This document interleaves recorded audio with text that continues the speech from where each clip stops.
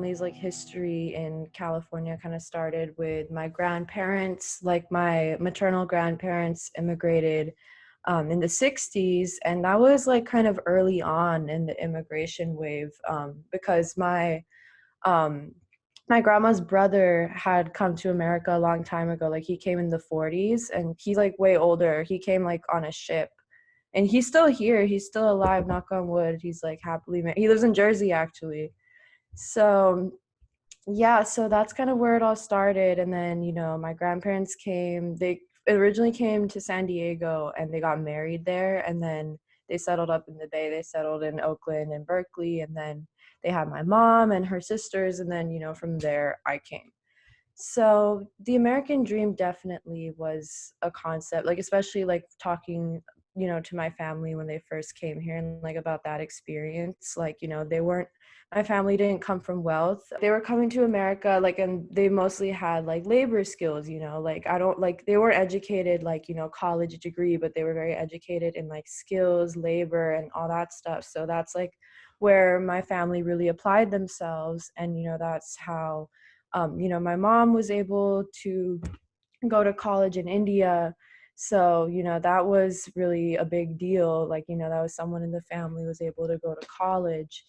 And, from there they thought like, things are going to get so great and like everything's going to be amazing. And, they did it. But, like 50 years on from now, like everyone in my family still struggles because they're told, like, even though my mom and like some of her siblings were able to get higher education and get into these like positions of like get into these jobs, like keeping those jobs and keeping stability in these positions that are said to like pay well is very hard if you're coming from a poor background, because you have to pay for everyone else around you. Once they get older, you have to look after a lot of people that people coming from wealth don't have to worry about. Like, people coming from the opposite side of that spectrum are just like, oh, I'll become a doctor, and if all else fails, I have my family to back on. But in my family, it was very different. Like, and my family specifically, yeah, like just seeing that culture, especially in the, in the Punjabi Bay Area community, like there's a lot of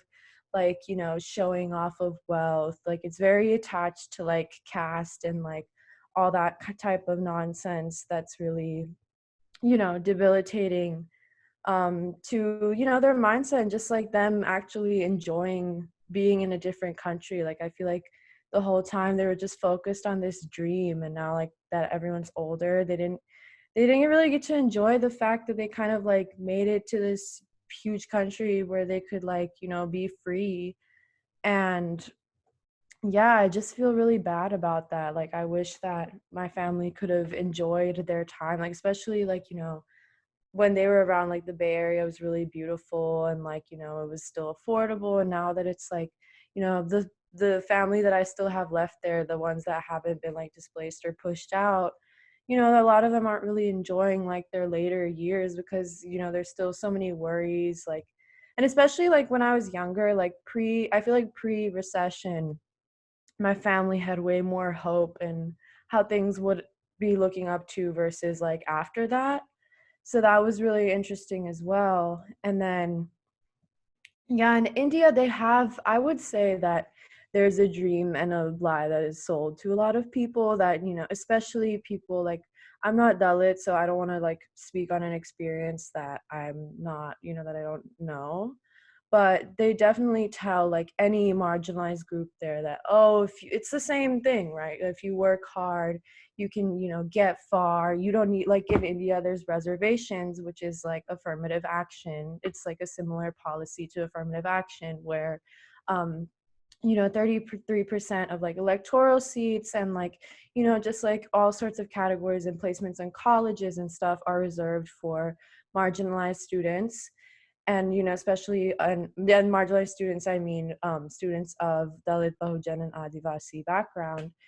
And there's all like, oh, there's no need for like all the upper caste, or not upper caste, sorry, I mean like dominant caste. I've been trying to change my verbiage around that, but like dominant caste will be like, oh, if you don't need these reservations, you don't need this, you don't need this help, if you pull yourself up by the bootstraps, if you work hard, if you stop shoving your identity in everyone's face. But that's a lie, because most people are coming from backgrounds where they're extremely marginalized, where their families have been for generations put in this caste category or this class category, or which has kept them in this job and like this class position that hasn't allowed them to, you know, gain wealth or gain stability.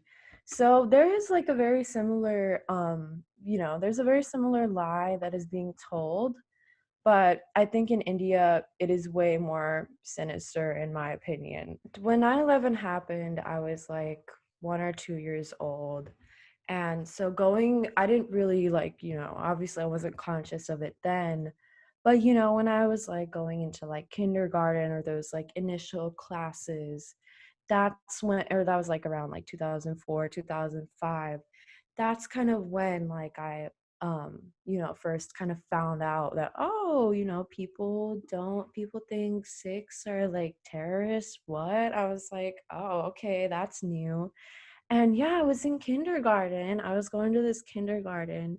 Um, it was like this kindergarten, or it was like, yeah, it was a kindergarten. It was a kindergarten for kids whose like parent, like again, it was like mostly for like working class kids. It was like through like some church or something. I have no idea. Like my parents aren't Christian, but like that's where I was. But it was like a school for like kids whose parents like worked really long like overnight jobs, like a lot of working class parents. So a lot of kids there, like a lot of kids were like neglected there, like a lot of them didn't have like their moms and dads around. So there was a lot of like tension and frustration among children from a very young age, and definitely I was starting to feel that frustration as well, because I was also like not seeing my parents a lot. Like my parents were working, they were trying to like just like chase that that American dream nonsense. So like there was a lot of tension between kids at the time, and there was like some kids there that had developed like bigoted beliefs, like they're probably listening to like their racist grandma or something and like picking things up. But yeah, I remember this little white girl like tried to come up to me and like you know call me all these things, and I mean, long story short, we like got into a fight, and I like punched her, and like we got into this little spat. But like even from that early age, like there's like that that it's just like hate that's being like taught, like just it's not even like a processed hate, for like, especially like when it's a kid saying something ignorant like that. Like it's just like it's just they don't know what they're talking about.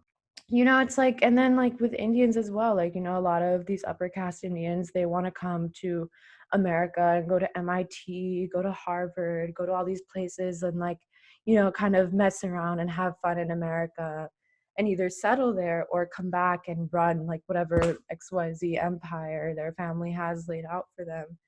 So it's really interesting that like they kind of hate, or like they would hate on like Americans kind of like coming back home, or like coming back to like Punjab and stuff. But it's also like at the same time you kind of want to come here, so you should kind of hang out with me because I can kind of tell you how to kind of get by there. But because you want to be hateful and you're trying to like assimilate into whiteness, you're like mimicking all these things that you don't really have an idea about. um and it makes you look really silly. So that was something I would find really bizarre. Like, my grandpa was a big inspiration for me, but rest in peace. But he was definitely a huge inspiration for me, because he like he came here. Him and my grandma kind of came here and like started their thing, and they didn't go the traditional route that most Punjabis go through. So it was really it's just inspiring to see that. Like, I would see all these like wealthy aunties come and try to be snooty. And I was just like, oh my God, I'm so glad I'm not their kid, or I'm not in that family.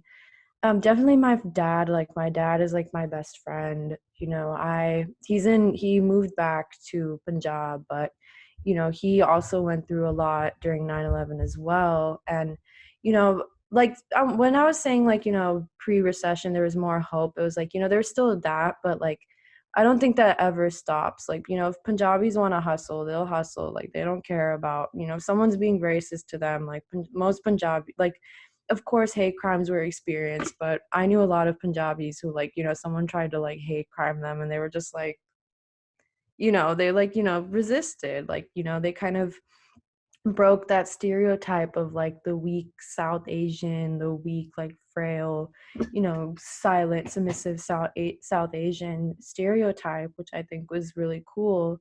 So definitely, like, my dad, I think he was really someone who always encouraged me to be proud of who I was, where I was coming from, and like, especially with other kids, like, he's like, you're in America, you never get a chance to like meet people of all backgrounds and like be in this kind of environment, so really take advantage of it. And he's definitely like a factor as to why I feel like motivated and you know kind of have that mindset and not like stuck in some like repetitive kind of snooty mindset that a lot of people my age or our age are unfortunately trapped in. And definitely, like, I can't, like, I have to thank like every single Dalit leader or Dalit person that I've learned from, both in America and in India, because they've definitely, like, I've met a lot of Dalit Punjabis in America that also experienced, discrimination because of 9/11. But then on top of that, they're dealing with caste discrimination within our own community. So, that's something, like, I'm not saying I took inspiration from that or that was inspiring to me. I don't, but definitely that's kind of where I learned like language and where I learned like kind of what these phenomenons were.